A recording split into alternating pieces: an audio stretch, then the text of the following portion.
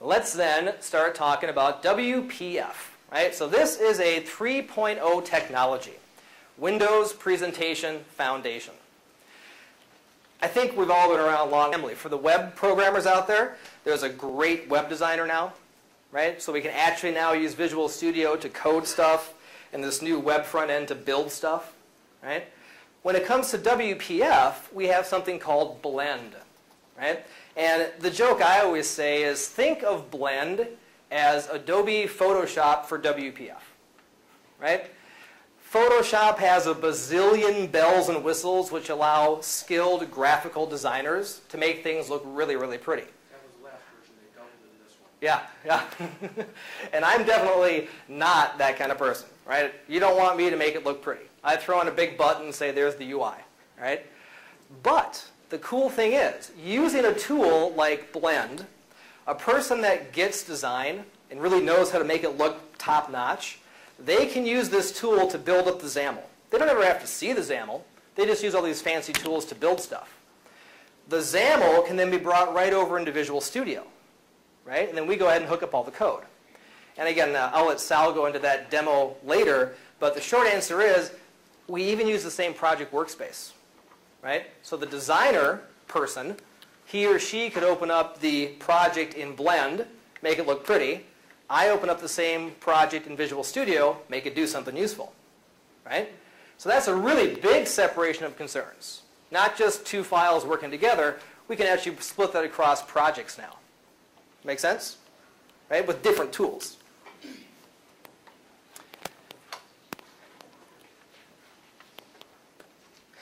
As mentioned, it is essentially a markup language. It's based on the grammar of XML, so all the little pieces about XML are still there. Opening tags have to have a closing tag, case sensitivity, and whatnot. Zamel is an independent entity, right? I could just take this code, copy it and paste it into a Zamel text file, and open it up in Internet Explorer. And it would display that button, right? So just all by itself, Zamel can be displayed, right? It has, you know, the Windows operating system has awareness of what to do with Zamel. Now, you know, don't sweat the details on what the Zamel is actually doing. But what I've done here is just mocked up real quickly a button, right? Standard, everyday button. But I've applied a bunch of odd characteristics to it. Like I'm transforming the skew to render it at kind of a stretched out angle, right? Now, let's just think about that a little deeper, because that's a trivial, silly example. But think about the bigger picture. When you're doing Windows Forms development, and you need to build a custom control, if you were doing Windows Forms, and you had to do that, what would you have to do from a very high level? Yeah, you're subclassing, you're overriding, you're grabbing graphics objects, you're writing a lot of code, right? Well, that's all you have to do now with WPF. And this brings up another interesting point.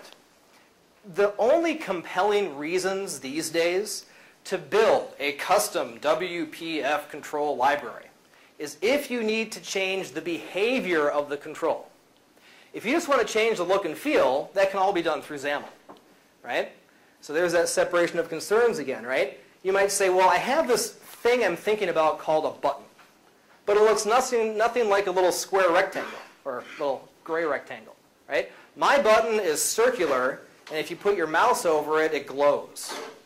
Well, you could express all of that, including the animation, including capturing the mouse over in Zamel. Zamel has this thing called triggers. And triggers are basically ways to monitor events and markup, right? So the look and feel of the thing can be completely decoupled from how the thing works. So the need to build custom controls in WPF has shrunk considerably, right? Now, if you had to do things like say, well, I want to use the button as a starting point, but then add in 5 new events, and I want to override those 8 virtual methods, well, then you got to make a brand new class, right? But if all you care about is look and feel, that can all be done through Zamel. And remember too now, even though Zamel lends itself exceedingly well to user interfaces, it ain't just for UIs. Okay, Zamel can be used all over the place. And it is used in many places in .NET 3.0 and 3.5.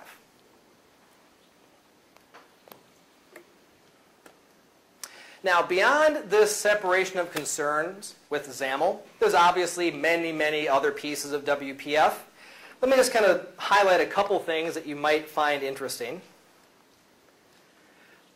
When you're doing anything with WPF, you live and you die by the layout manager, right?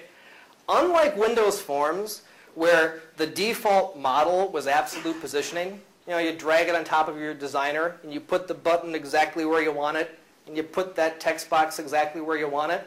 That ain't going to cut it for WPF, right? We have a very elaborate system of layout managers. We got grids, we got stack panels, we got panels, we have canvases. You can make your own custom layout managers. Kind of reminds me a little bit of Java Swing, just tons and tons of layout managers. Layout managers can be nested in other layout managers.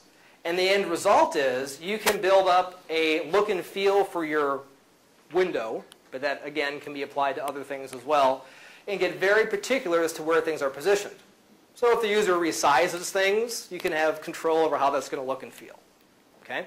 So that's one nice little change. Because Windows Forms, in 2.0, they gave us a couple layout managers, but nothing to this extent. Another piece, which I find very cool. Themes and styles. You remember when ASP.NET 2 was out? They had this, server-side style engine. So you could, spit out new styles on the server. Well, we got the same idea now for WPF. So you could go ahead and say, here's my Windows application. And I have 8 different styles that the user could pick from. And then either programmatically or declaratively, you can switch the style.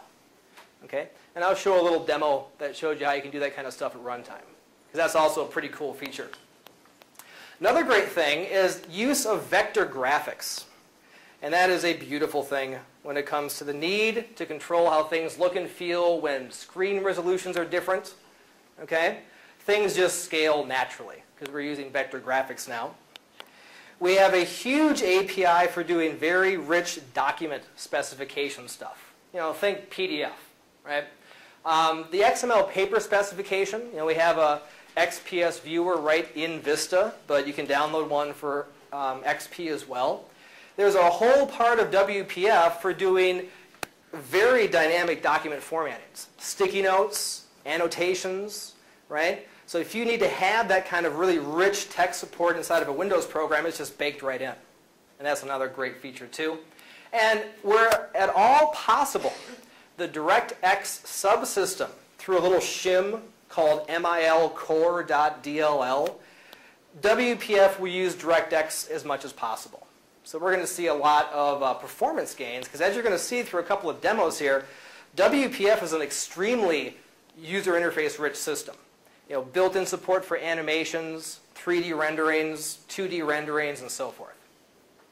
Okay? So you kind of get the flavor, again, high level, but do you get some of the features as to what WPF brings to the table? Great.